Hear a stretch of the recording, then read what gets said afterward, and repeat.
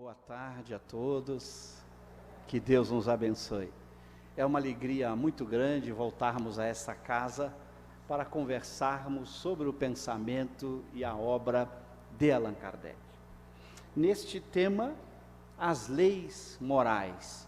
Como vocês sabem, esse é o título da terceira parte de O Livro dos Espíritos.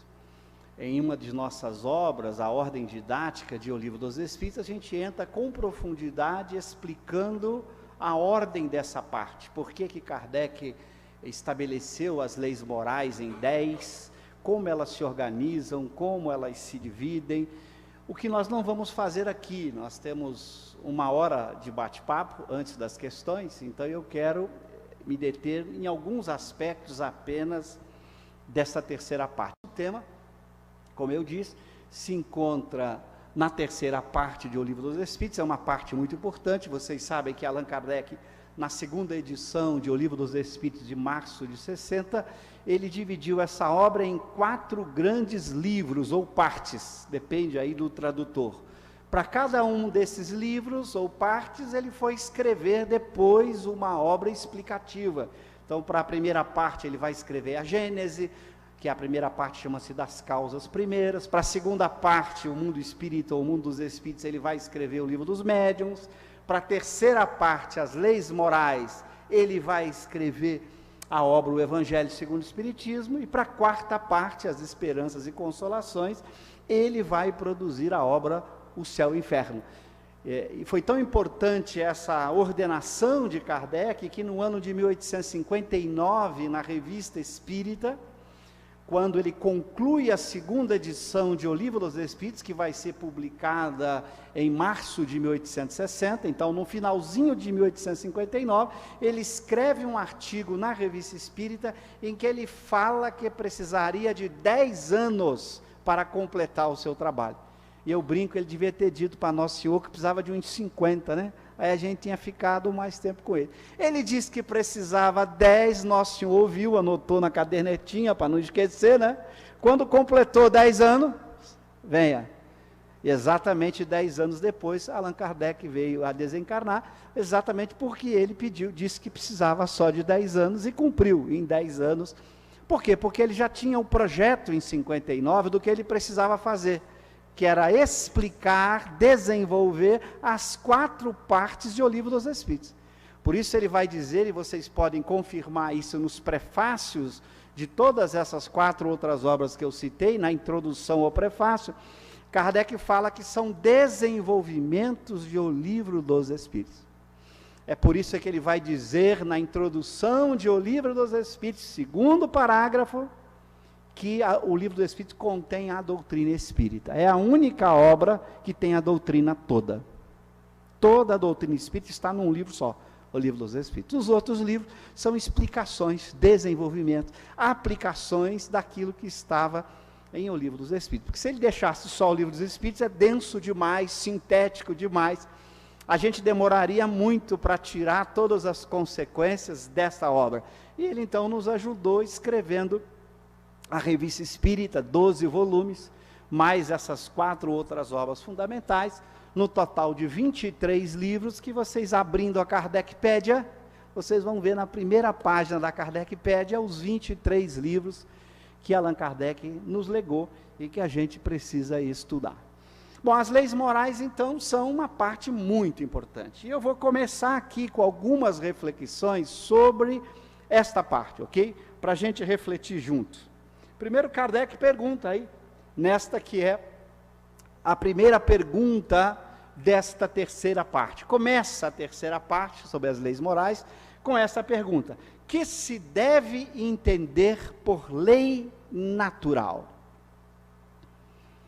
Porque nós vamos ver, as leis morais são um subconjunto das leis naturais. As leis naturais, nós vamos ver, englobam todas as leis da natureza material e da natureza inteligente.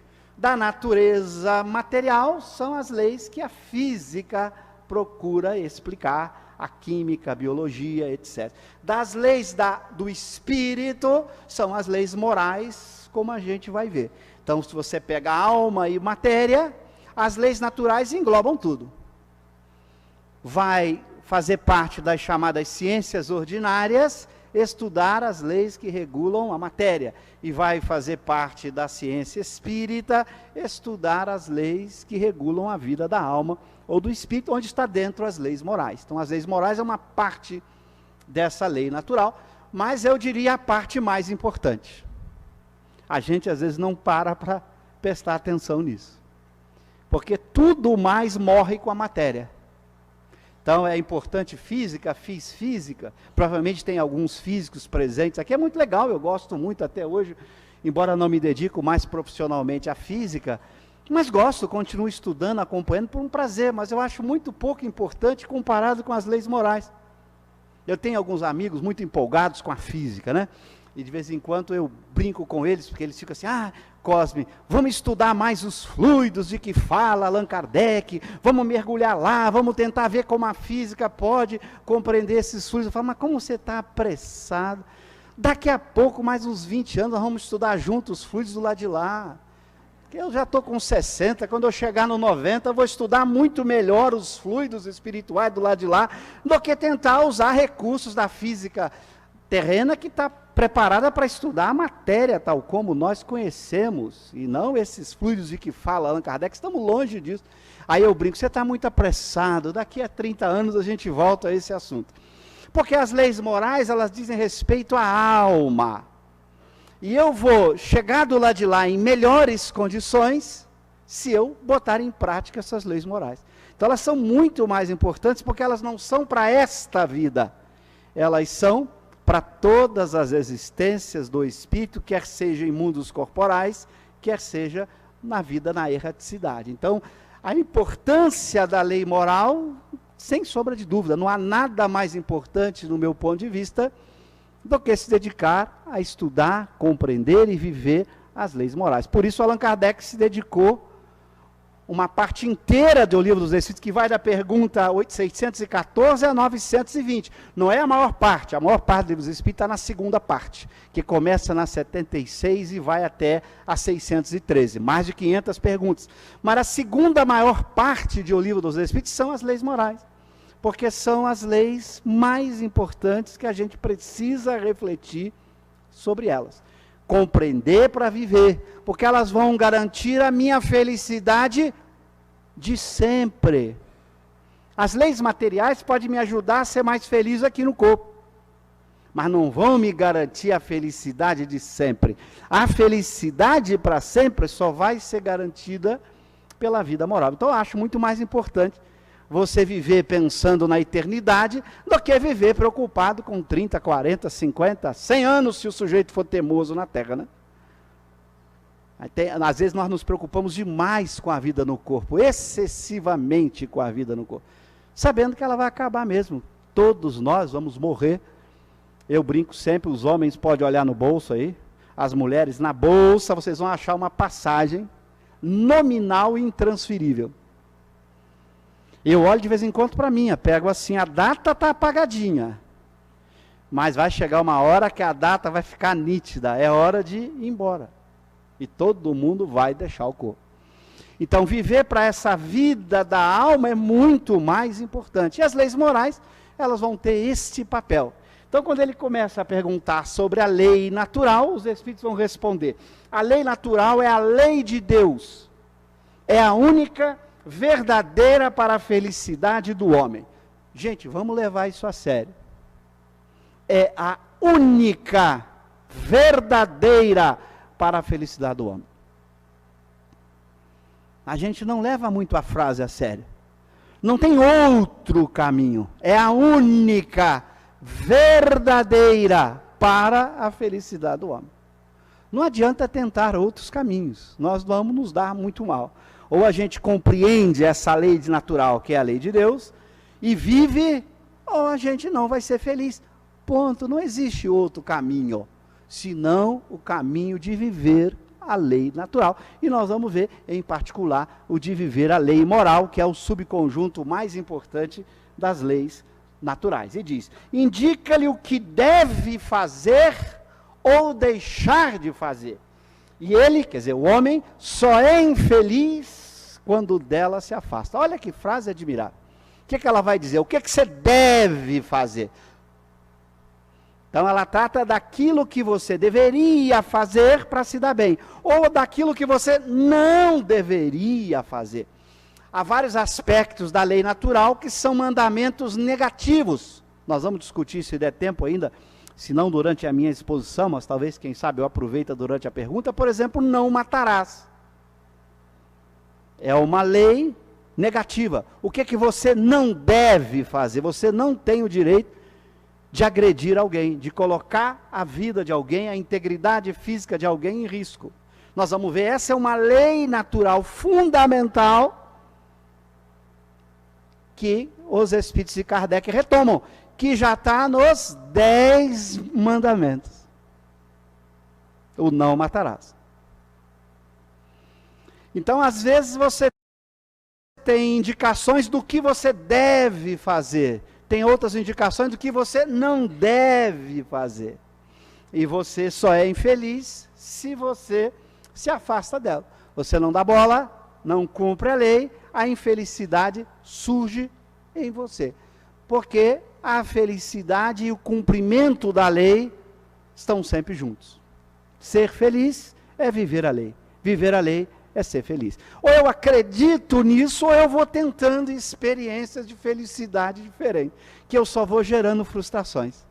Cada vez que eu tento encontrar outros caminhos, eu sempre vou me frustrando, porque eu descubro que eu sou infeliz todas as vezes que me afasto da lei natural. Daí a importância de se conhecer essa lei natural. Aí vem uma outra questão muito importante. É eterna a lei de Deus? Eterna e imutável como o próprio Deus. Essa é uma questão muito importante, porque você não está diante de uma lei arbitrária, porque vocês sabem, na história do pensamento humano, principalmente depois do século XIX, começou já no final do século XIX com vários pensadores da ética, mas entrou fortemente no século XX, e nós estamos vivendo resquícios hoje disso, no século XXI, de várias correntes do pensamento relativizando a moral. Relativizando. Transformando a moral em alguma coisa cultural, depende de grupo, de pessoa, de cultura, tirando o caráter de eternidade e imutabilidade da lei moral. Bom, o que é o paraíso para o espírito imperfeito, né? Que mais o espírito imperfeito quer? O espírito imperfeito adoraria de não ser responsável por nada, né? Ele gosta desse apelo que esse tipo de filosofia materialista, todas elas, fazem para o indivíduo. Não tem isso certo, errado, imoral.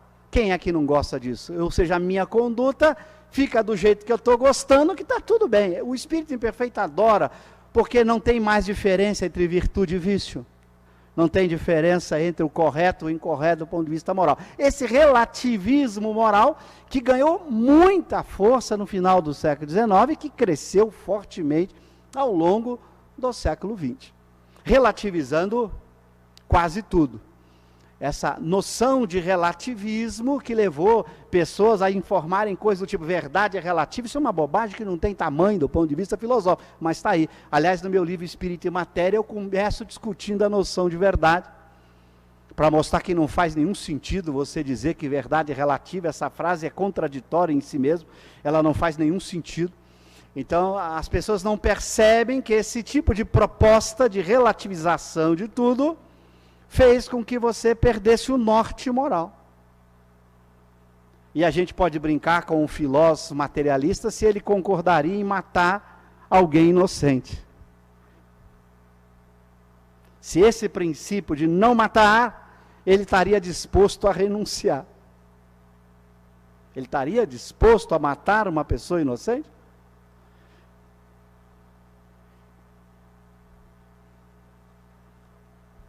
Porque para que ele pense e reflita o quanto leis morais podem ter um caráter universal e não são relativas.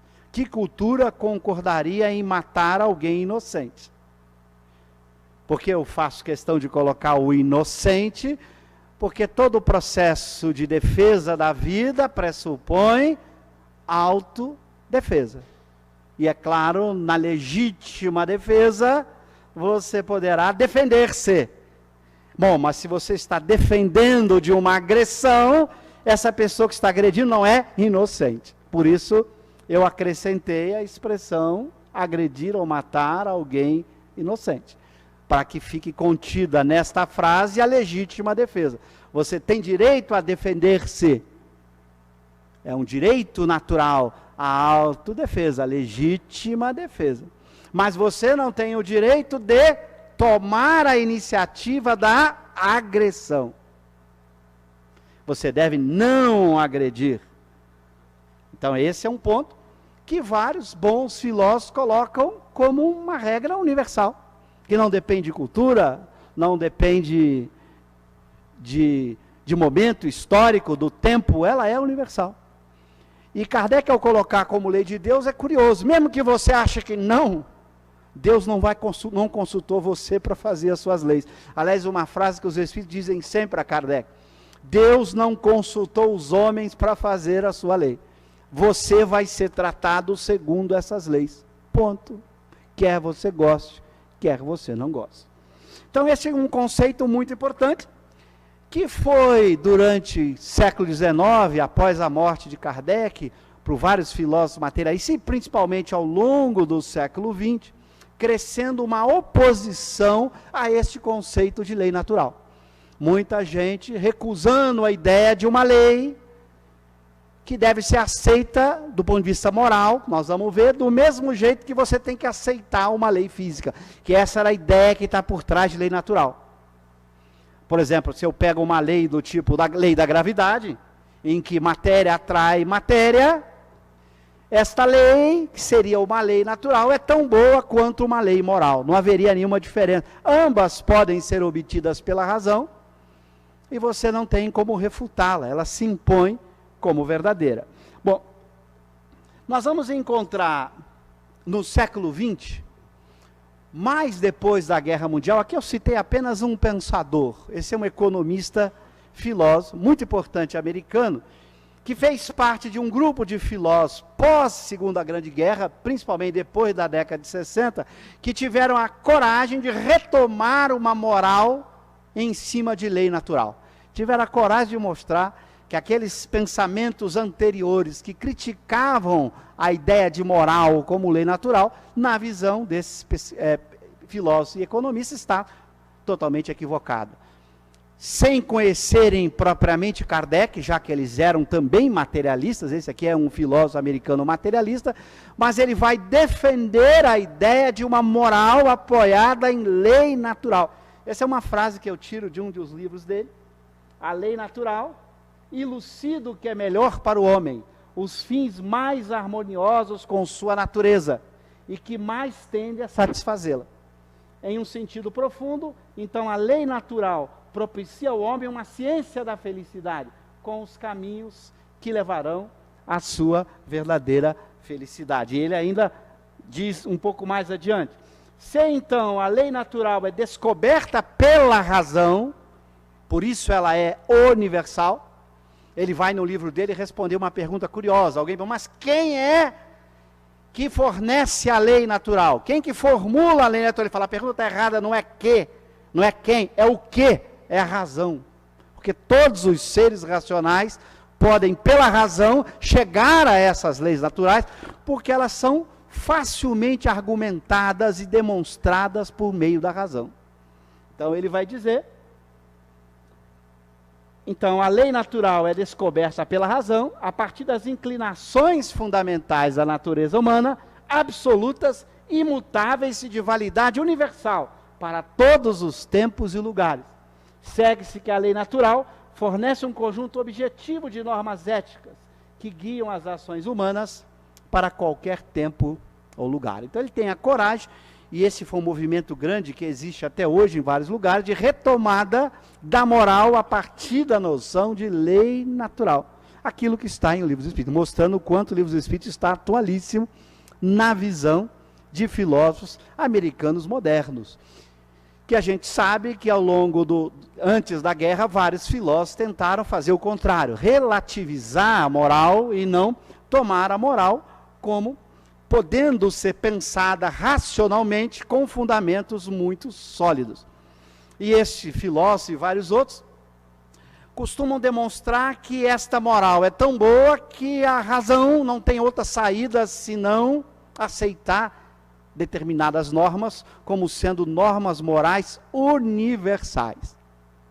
E eles vão usar vários argumentos lógicos para isso. Imagina você, se você quisesse argumentar contra a vida, por exemplo. Imagina você, não vai aceitar o não matar, porque no não matar está pressuposto o quê? Que o direito à vida é um direito natural. Por isso você tem o dever de não matar. A cada direito vai pressupor um conjunto de deveres para que o direito faça sentido. Então, se você tem um não matar, um não agredir, a não colocar a vida do outro em risco, então você teria um direito natural à vida. Suponhamos que você quisesse rebater isso, vão dizer filósofos como esse e vários outros. A vida não é um direito universal. Suponhamos que você quisesse argumentar contra a vida, diz o filósofo. Ele fala, o indivíduo ao fazer isso, ele comete uma contradição lógica. O que se chama em teoria da ação de uma contradição performática. Você, no ato de argumentar contra, você está agindo a favor. Por exemplo, para que eu pudesse produzir argumentos contra o direito à vida, eu estou vivo e dando importância à vida. Porque somente vivo e dando importância à vida, eu estaria gastando o meu tempo para produzir argumentos contra a vida. Se eu de fato fosse contra a vida, eu não deveria sequer argumentar contra ela, porque se a vida, eu acho que ela não vale nada, não vale sequer um argumento. Então, no momento em que eu tento provar que esse direito não é universal, diz esses filósofos, eu cometo uma contradição performática. Eu acabo, no meu ato de argumentar contra, valorizando a própria vida, estando vivo para fazer tal argumento. Para vocês entenderem um pouquinho disso, desse tipo de contradição, que a gente chama de contradição performática, veja o caso das chamadas teorias da ação humana. Suponha que você coloque uma lei simples da natureza. O homem age. O que era agir? Ele escolhe fins e busca meios para atingi-los. Suponha então que você coloca isso como uma lei natural. Por que isso pode ser uma lei natural? Do tipo universal. Que o homem age, ou seja, que ele estabelece fins e busca meios para atingi-lo. Essa seria a essência da ação humana. Você estabelece um fim e busca os meios. Suponhamos que você quisesse contra a ação humana. Você vai cometer o mesmo tipo de contradição performática. Porque se eu quero argumentar contra a ação humana, argumentar já é agir, é estabelecer como fim, invalidar a ação, e vou procurar um meio de argumento para invalidá-la. Mas, ao fazer isso, eu já estou agindo. Então, para tentar argumentar contra a ação humana, eu já estou agindo. É como se eu olhasse para vocês e dissesse, gente, eu não tenho movimento. Você está brincando? Quer dizer, eu para mostrar que não tem movimento, eu me movimento? Então você comete uma contradição intrínseca. Não é possível recusar a ação humana, porque toda recusa à ação humana já é em si mesmo uma ação humana. Então que o homem age buscando fins, estabelecendo fins e procurando os meios, está aí. É um dado fundamental da ação humana que não pode ser recusado racionalmente. Foi nesse nível que vários desses filósofos começaram a repensar a lei moral desta maneira. A lei natural, ela é tão clara, tão racional, que se eu tento ir contra ela, eu violo a própria razão. Eu entro em contradição comigo mesmo ao tentar fazer essa violação. E ela tem essa característica da universalidade. Eu posso dizer para todo mundo, o direito à vida vale para todos, ela é universal. Eu não distingo nenhuma pessoa frente a esse direito, ela vale para todo mundo. Que é um dos critérios da moral antigo, que vem desde os gregos, e que vai receber em Kant essa necessidade. Uma lei moral tem que ser universal para ser chamada de lei moral. Ela tem que valer para todos. Então, todas as vezes que você propuser uma lei moral, se ela não vale para todos, você deve desconfiar, então, que essa proposta não é adequada como uma lei moral, sendo considerada uma lei natural. Então, eu quis apenas sair um pouco de Kardec e pegar esses textos para mostrar que Kardec não está desatualizado, que Kardec está mantendo, e os espíritos, um pensamento hoje muito forte, há grupos muito fortes defendendo a ideia de uma moral a partir de lei natural, e mostrando de que maneira você pode usar a razão para chegar nesse tipo de lei universal, que deve ser aceita por todos, porque ela se impõe à razão. Ela não é de uma pessoa em particular. Aquilo que se impõe à razão, todos nos submetemos, porque todos somos dotados de razão e capazes de entender aquilo que a razão nos coloca. Então você começa a caminhar no sentido de ter valores universais, gerais, e não essa relativização que nós estamos vivendo hoje, como se nada fosse certo, nada fosse errado, tudo vale, cada cultura, cada bem, cada grupo social tem seus valores. Há alguns valores que são universais, que não podem depender ou variar de grupo para grupo. Esses seriam os valores da lei natural. Não é tudo que é lei natural. É claro que tem leis sociais, leis humanas, leis de grupos. As leis naturais são universais. Essas leis humanas, sociais, podem variar de grupo para grupo. Mas a lei única e verdadeira para a felicidade do homem, como está aqui, é a lei natural. Não é a nossa legislação civil, que depende do grupo que está no poder, da influência das pessoas. Elas funcionam como uma lei da razão. Se eu te pergunto a vocês aqui, quanto dá 2 mais 2, hein? Vamos votar aqui? Vamos votar? A lei se impõe à razão. É uma verdade que se impõe à razão. Ok? E não adianta você tentar fugir pelo que os lógicos não clássicos tentaram fazer outra matemática. Não resolve. Porque qualquer outra matemática só é construída se você utilizar a aritmética esta de 2 mais 2 igual a 4. Sequer você consegue construir uma lógica, uma matemática diferente, sem pressupor essa matemática no próprio ato de construção de uma lógica diferente. Essa é uma razão, a forma como o ser humano pensa, como ele raciocina, como ele foi criado por Deus. A razão é esse dispositivo interno extraordinário que Deus nos deu, que nos dá condições de, diante da verdade, compreendê-la, aceitá-la e fazer uma coisa só. Sim, senhora. É por isso que eu brinco que a verdade é feminina, né? O que você faz quando a mulher manda? Sim, senhora. Tá, eu brinco. Diante da verdade, a sua postura é uma só. Fazer o quê? Sim, senhora. Ou nós vamos aqui ficar discutindo quanto é 2 mais 2? Quando você conhece a verdade, você simplesmente se submete a ela. Ela se impõe à razão. E a razão simplesmente diz sim. A única coisa que você pode dizer é sim.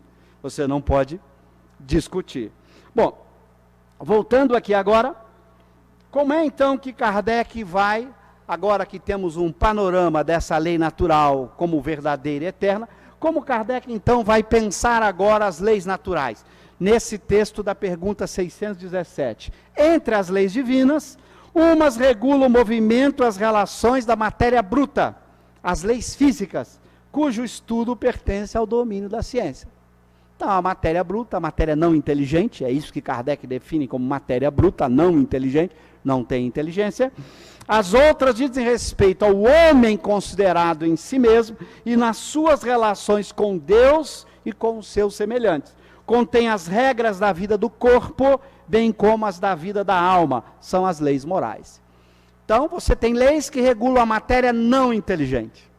Na hora que vai para o homem, que tem um elemento material e um elemento inteligente, agora você tem as chamadas leis morais, que vão regular esse mundo dos seres inteligentes. Quando estão ocupando um corpo, o homem tem que cuidar também do corpo como instrumento para esse ser inteligente. E Kardec vai agrupar as leis morais em 3 partes, como vocês estão vendo ali. As que regulam as relações do homem para consigo mesmo, do homem para com Deus e para com o seu próximo. Serão 3 grupos de leis naturais. Esses filósofos materialistas modernos que estão defendendo a ética do direito natural, estão retomando isso, estão construindo éticas da relação do homem com o seu próximo na vida social. Estão mostrando que, basicamente, para que o homem possa viver com o seu próximo na vida social, para esses materialistas, bastam 2 leis. O não matarás de Moisés e o não roubarás. Olha que coisa curiosa, a gente depois vai mostrar isso. Para a vida da relação social, a chamada vida na cidade, ou vida política de polis, de cidade, para essa vida na cidade, bastam 2 leis naturais, como a gente vai ver, para regular a vida social. O não matará e o não roubará. Não agredir o outro e não tomar aquilo que pertence legitimamente a outra pessoa contra a sua vontade, que é o roubo.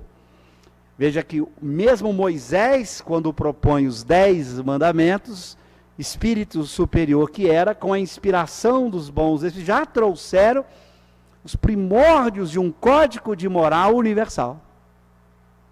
E neste mesmo capítulo em que tirei essa questão 617, que é o primeiro capítulo da 3ª parte das leis morais, é o capítulo chamado da lei divina natural, a última pergunta desse capítulo, que é a pergunta 648, Kardec vai perguntar aos espíritos sobre as leis morais que ele está propondo, em número de 10, que vai dar adoração à primeira, a justiça, amor e caridade. A resposta dos espíritos, que essa divisão em 10 era de Moisés. Então veja que Kardec retoma um pensamento já antigo. São leis morais que fazem parte da humanidade já há muito tempo. E eu quero que vocês pensem 1 minuto que isso seja comigo. Imagine, vou pegar apenas uma parte da lei moral, que trata da relação do homem com o seu próximo na vida corporal, na vida política na cidade. Porque a relação do homem com o seu próprio é mais amplo que isso. Mas vamos pegar um pedacinho dela que pega esses 2 mandamentos. Imagine uma sociedade onde não tenha ninguém agredindo o outro, nem roubando o outro. Tem advogados presentes aqui, né? O emprego estaria complicado, viu? Polícia, juiz, estaria complicado. Já imaginou uma sociedade em que ninguém agride o outro? E ninguém rouba do outro? Para pensar que sociedade extraordinária seria essa. Onde você pode dormir de portas abertas, pode sair a qualquer hora da noite, sabendo que nunca vai ser agredido ou roubado. Essas 2 leis naturais simples que Moisés já havia pensado, são suficientes, não precisa de mais nada, como por exemplo aquele filósofo que eu acabei de citar e vários outros mostram. Essas 2 leis, só essas 2, são suficientes para construir a chamada sociedade mais justa possível. E a gente não está dando conta de cumprir 2 dos 10 mandamentos que tem mais de 4.000 anos. A gente não para pensar nisso. E isto virou quase que cultural, né? A gente que lidou muito tempo na escola, dei aula na educação básica para jovens, para crianças, na universidade, para o mestrado, para o doutorado. Eu convivi muito na minha vida de professor com muitos ditados populares que na época a gente até tentava enfrentar. Vocês devem ter escutado um que era muito comum a gente encontrar em escola, as pessoas dizerem assim: achado não é roubado, quem perdeu foi relaxado. Ouviram isso ou é só no Rio de Janeiro que eu escutei isso? Achado não é roubado, quem perdeu foi relaxado. Era uma maneira de justificar o roubo, né? Se, por exemplo, vocês acham uma carteira no chão ali, foi todo mundo embora, alguém volta aqui e acha uma carteira, leva, a carteira lhe pertence? Não. Achado é roubado. Claro que quem perdeu pode ter sido relaxado. Mas o fato dele ter perdido por relaxamento, por descuido, não tira do seu ato de pegar o que não lhe pertence, o ato de ser um roubo.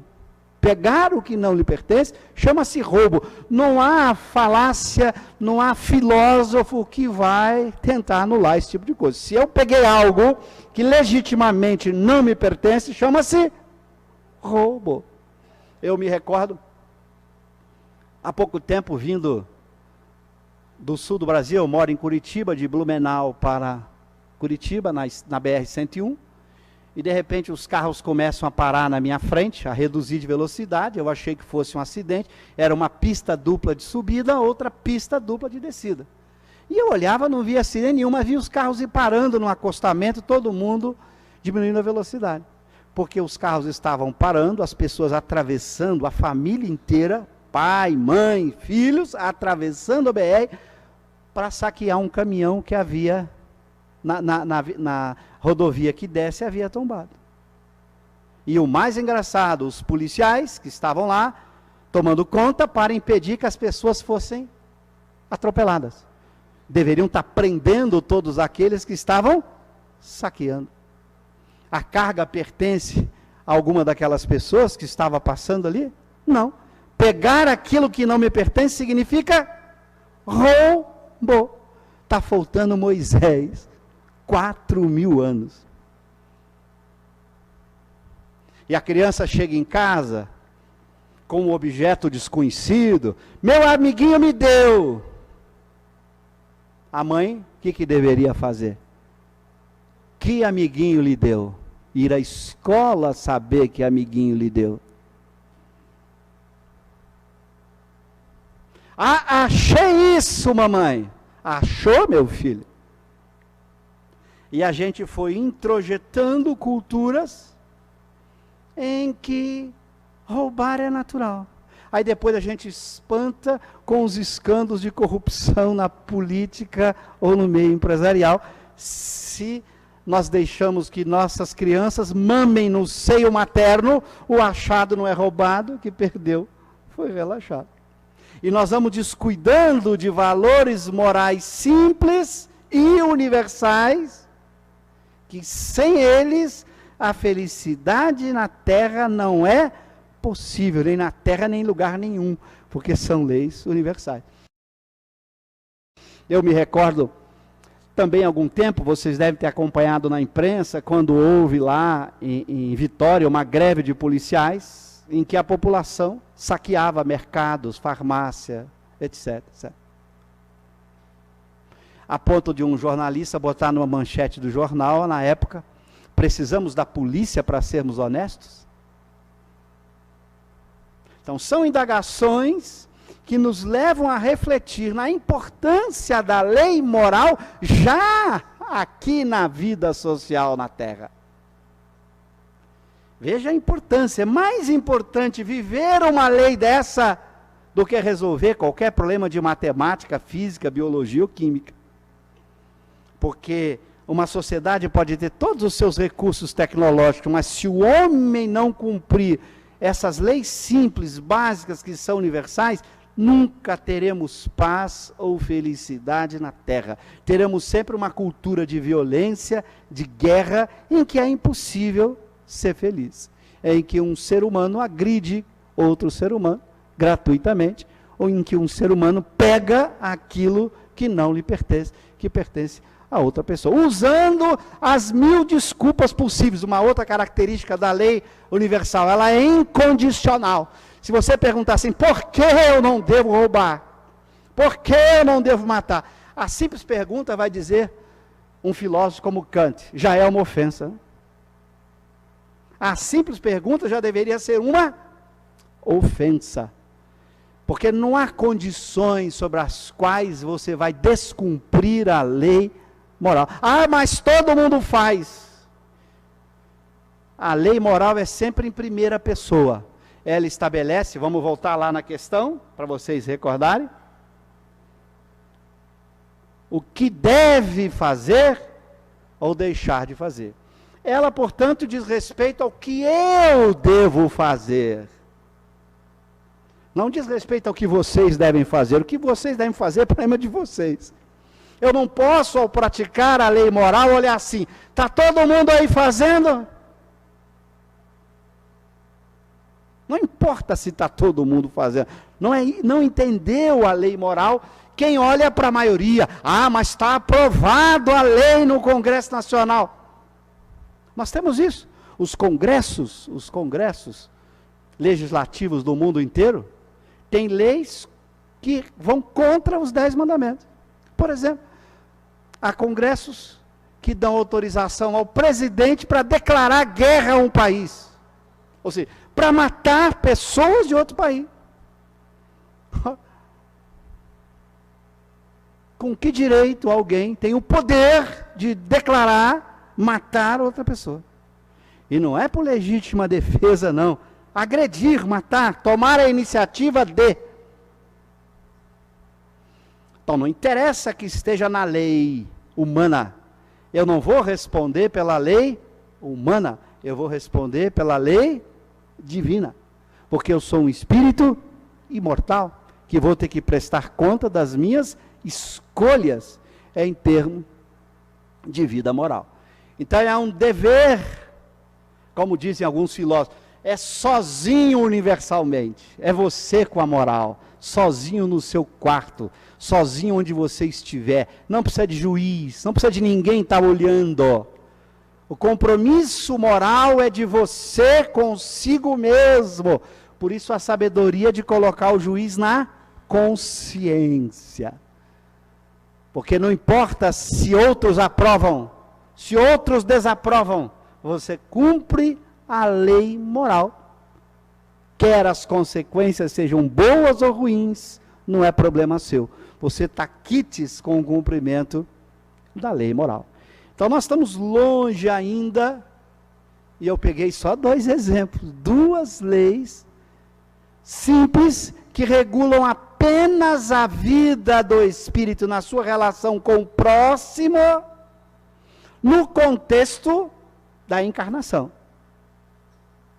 Fora outros contextos que ainda tem outras leis. Mas essas 2 que são absolutamente simples, e eu pergunto a vocês, difícil para ensinar para uma criança?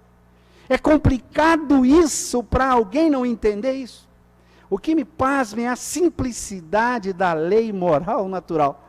Alguém aqui não entende o que é não agredir, o que é não roubar? Uma criança não é capaz de entender. Todo mundo é capaz de entender esse tipo de pensamento. É tão simples dar exemplo, é tão simples desenvolver na pessoa o respeito a legislações naturais, absolutamente universais, fáceis de convencer, fácil de argumentar, fácil de dar exemplo.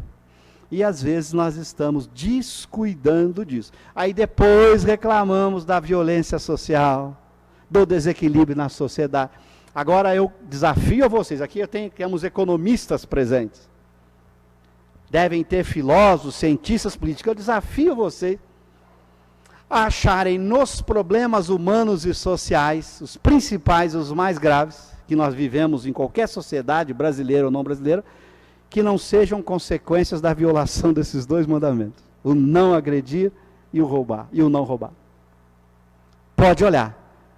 A maior parte dos problemas da vida social humana se dá por desrespeito a 2 simples mandamentos que é possível ensinar a uma criança desde que ela nasceu, e é possível todo mundo aprender. Não precisa saber física, matemática, filosofia, psicologia, biologia. Eu costumo dizer que a beleza do espiritismo é que ele foi feito para todos. Não é preciso ter nenhuma formação especial para entender e viver a proposta espírita. Ela é absolutamente simples. Então, veja que não é um problema de compreensão e de dificuldade, é um problema de prática, realização. Não temos problema para entender as leis morais naturais, nós temos problema de viver, não de entender. Não é um problema de compreensão, é um problema de vivência, de passar a executar aquilo que a lei natural apresentou. Então veja a beleza deste pensamento que Kardec vai colocar as 10 leis morais nessas 10 partes, eu estou pegando um pedacinho apenas dessas leis morais no que diz respeito à nossa vida de encarnado na Terra, na vida, na convivência com o outro. Mas tem muito mais coisa que isso. Esses 2 exemplos são tão importantes, mas eles não resumem, eles estão um pouquinho aqui, dentro da relação do homem com o seu próximo, e mesmo assim na relação na vida corporal, em que você tem aqui o problema da sobrevivência do corpo, por isso o não agredir e o não roubar passa a ser peça-chave, porque depende da sobrevivência de um corpo físico. Mas Kardec vai dizer que as leis morais, elas têm que agrupar todo esse conjunto. Ele não está propondo apenas leis morais para a vida social na Terra, ele está propondo para a alma, para todos nós, para que a gente possa ter uma vida feliz sempre. Por isso ele propõe esses 3 grupos: deveres do homem para com Deus, deveres do homem para consigo mesmo e deveres do homem para com o seu próximo. Então, estudar o conjunto das leis naturais para buscar compreendê-los em toda a sua abrangência e não apenas numa pequena abrangência. É claro que para a felicidade material na Terra, não completa, mas por boa parte dessa felicidade só bastariam esses 2 mandamentos, como é fácil analisar. Uma sociedade em que ninguém rouba nem mata já seria uma sociedade muito, muito mais feliz. Claro que não é totalmente feliz, ainda tem problemas a resolver, uma série de coisas. Mas, gente, eu diria que mais da metade dos problemas sociais estariam resolvidos. Claro que para resolver todos nós teríamos que cumprir as leis naturais como um todo, as leis morais como um todo, não apenas esses 2. Mas eu chamo a atenção para esses 2, porque esses 2 constituem o que a gente chama em filosofia dos fundamentos da justiça.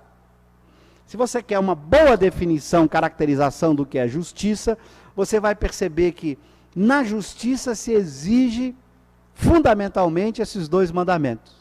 Pelo menos que diz respeito à justiça na Terra. O não roubar, não matar. E Allan Kardec, no seu pensamento, ele vai colocar a lei de justiça, amor e caridade nesta ordem. Justiça primeiro, amor e caridade depois. O que significa isso? Já que o tempo está acabando. Significa que eu só vou poder cumprir a lei de amor e caridade depois da justiça. Não há amor sem justiça, nem caridade sem justiça. A justiça, já desde os gregos antigos, era aquilo que eles chamavam de virtude cardial. Ela está no cerne de qualquer virtude. Não é possível ser virtuoso sem ser justo. Eu não posso praticar uma caridade injustamente. Por isso não se pode ter um Robin Hood fazendo caridade. O sujeito que rouba de quem tem para dar o que não tem, ele não está fazendo caridade, porque ele está sendo injusto. Ele está desrespeitando a lei de justiça. Por isso Kardec, com muita sabedoria, colocou a justiça em primeiro lugar, porque a justiça é o primeiro dever. Depois que eu praticar a justiça, agora eu vou dizer que estou amando e fazendo caridade. O amor e caridade tem que estar além da justiça, não aquém da justiça, como eu discuto no meu livro. A gente tem muito equívoco, a gente acha que o amor e a caridade abandona a justiça. Não, ele vai além, ele não vai aquém. Ele não pode ser injusto em nome da caridade. Ele não pode ser injusto. Então, se eu pego o dinheiro de vocês à força, se eu tomo o patrimônio de vocês para fazer caridade, eu não fiz caridade, porque ao fazer isso, eu cometi injustiça. E ao ser injusto, eu não fui caridoso. Não há caridade, não há amor sem justiça. A justiça é o primeiro dever. Allan Kardec vai, não dá tempo da gente entrar aqui no Livro dos Espíritos, quando vai falar dos espíritos protetores de grupos, de nações, ele vai dizer que o valor fundamental da proteção vai estar na justiça. Quanto mais justo é um povo, mais evoluído é o nível de proteção que ela recebe. Por que ele coloca a justiça? Porque ela é o primeiro dever. Se a gente não consegue cumprir o primeiro dever, o mais básico e simples, a gente vai se gabar de cumprir os outros? que é o mais simples de todos. Por isso esse dever é muito importante, e por isso a gente tem que insistir fortemente em nosso lar, com nossas crianças, nas nossas escolas, o cumprimento da justiça. Sem justiça não há amor, não há caridade. Então, criar esse sentimento em todos nós e viver isto com profundidade, para que depois de justo a gente possa falar: agora eu pratico a caridade às minhas custas, voluntariamente. Porque toda virtude é voluntária, não pode ser imposta, e é às custas daquele que pratica. Aí eu posso, agora eu estou fazendo caridade, porque aprendi a ser justo. E essa é a 10ª lei que, como vai dizer os Espíritos, nessa pergunta 648, que vocês podem chegar em casa e consultar, ela resume todas as outras 9, por isso eu a coloquei aqui. Os deveres do homem para com Deus na lei de adoração e trabalho, não dá tempo de explicar por que nós colocamos adoração e trabalho como dever do homem para com Deus. Do dever do homem para consigo mesmo na reprodução, conservação e destruição. Dever do homem para com o próximo na lei de sociedade, progresso, igualdade e liberdade. E a síntese das 9 leis na lei de justiça, amor e caridade. Esse poder de síntese que já vamos encontrar em Jesus, quando no mandamento maior ele dá um mandamento só, você lembra? Amai a Deus sobre todas as coisas e ao próximo como a si mesmo. A lei de justiça, amor e caridade é um mandamento, mas que sintetiza todos, porque não é o número 10 ou 9 ou 8 que faz relevância, não é isso? É a compreensão da ideia. Ou você compreende a ideia usando 10 leis, porque a gente precisa partir para entender melhor, ou se você tem o poder de compreensão de síntese, justiça, amor e caridade.